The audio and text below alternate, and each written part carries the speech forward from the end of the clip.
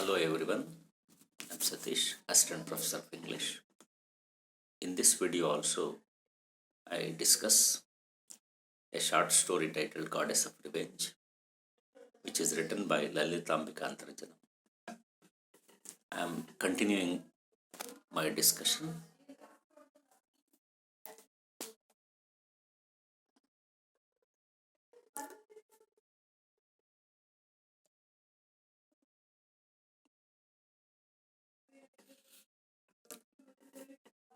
How how Tatrikutti ultimately takes revenge fighting against the system bravely and single-handedly.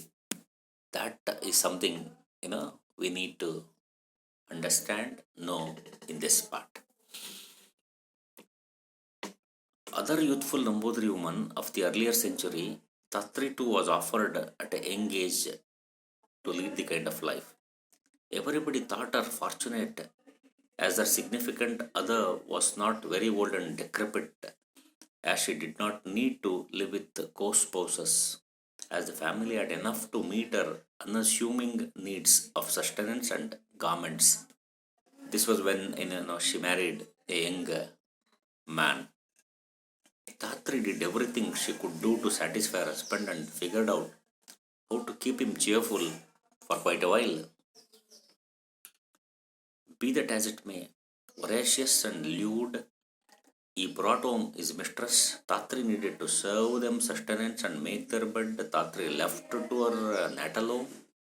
A couple of years after the fact, a maid of irritating excellence and sharp cerebrums showed up in the area. Every one of the men around started to sing gestures of recognition of her, despite the fact that she gave them the delight of her organization. She educated each one reality regarding herself, that she was hitched, that her better off was alive along these lines, leaving the entryways of gateway totally open. Finally, one night, the man she had been waiting for all those years, the one who loved harlots, came to her.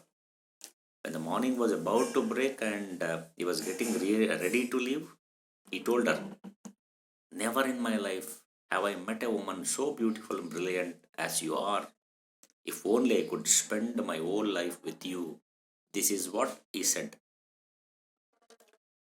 "Sure, you haven't known a woman like me. Think of your wedded wife," she replied. The man turned to look at Tatri and recognized her. Screaming loudly, he ran away. Then ensued the shameful episode of trial of Tatrikutti in real life and in the story. During the trial, Tatri listed 65 men and produced unquestionable evidences: hip chains, silk shawl, all of them high-born men and men of power and money.